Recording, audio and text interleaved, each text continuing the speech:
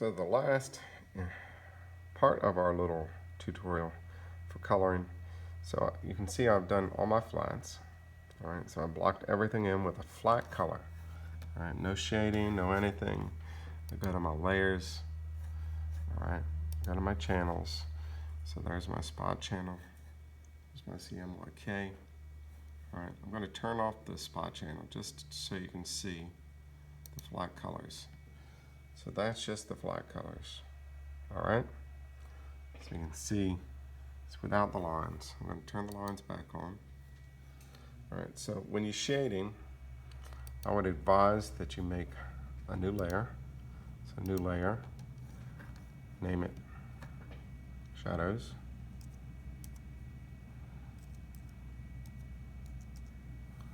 All right, and you might eventually want to make a layer named highlights as well, that you can do your highlights. So now we have two layers here, background colors, shadows. All right, so to shade your image, you're just going to go back and forth from the background to the shadows. All right, so go to the background. I'm going to click on the yellow, using again magic wand tool. All right, boom. That selects all the yellow, and I've used the same yellow color, so it selects all of that yellow color. All right, I'm going to go to my shadows, click on the shadows. Make sure you click on the shadows.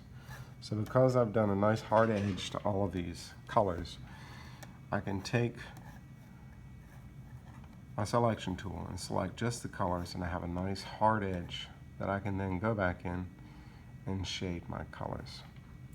So I'm going to find the color dropper. Boop. There we go. Select that color. And then, again, I'm going to double click on that and make a shadow of that just by dropping down a little darker. Okay. Click OK. And then go back to your brush. All right. Your brush tool. Set to hardness. I would drop that all the way down. And you may also want to play with opacity up here. I'm going to leave opacity right now at 100%, but I want to drop my hardness all the way down.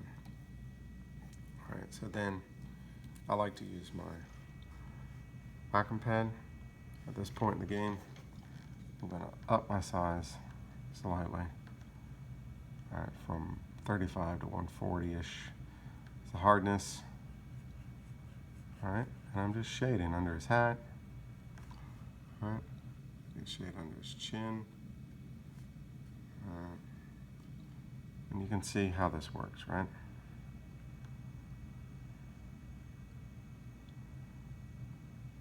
And don't worry, you get more shadow on there than you need, because this is a separate layer. You can go back and erase. Oh, I just realized I missed a line in there. Look at that. Nobody's going to notice anything.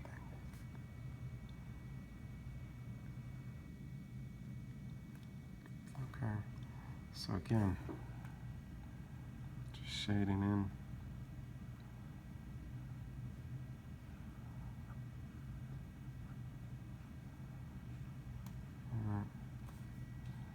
Shading in underneath. Just imagine a light source, just like you would do in painting or drawing. Just imagine a light source. A shadow from, drop shadow from his baseball bat. Okay. There's my. Alright. So, look over here. Alright, click off the background. You can see that in the shadow layer, there's just the shadows, and that's exactly what we want. Alright. So then we'll grab our eraser. Alright, there. Go to the eraser, drop the hardness, bump the size up, and then you can soften out some of these shadowy areas. I'll drop the size down.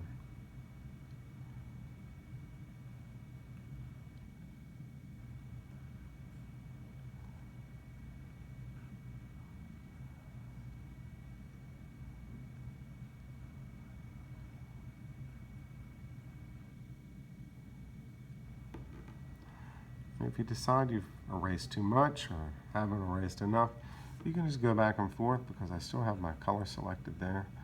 You can go back and forth, and I can erase, and I can take it back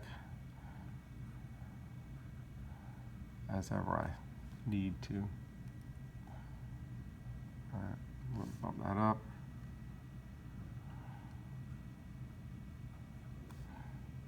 All right, just give it some nice soft edges to your shadows. All right. If you want to go, I'm not crazy with that shadow there on his mouth. I might go back in, put it in a little bit, take it away again.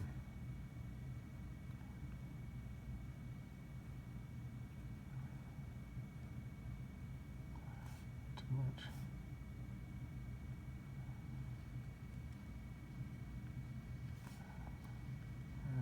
I'm going to go to my eraser, bump that size down, not that far. If you bump your size down, it'll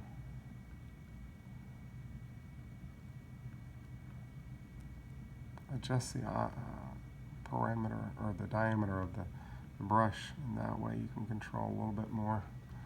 That's a little better. So you can see, you can play with this, keep playing with this. All right, and so I usually just go through, and as I'm done with one color, I'm not done with this, but for the sakes of demonstration, just fine. I'll go back to the background. All right, so back to the background. I'm going to take my magic wand. I'm going to click on something else. I'll click on that. All right, so I've selected the bat. I'm going to go back to my shadows layer. Just the bat is highlighted. And again, eyedropper, select my gray, go to the double click there, pop it up, and I'll drop the value down on that. And then again, take my brush, since it's a straight object.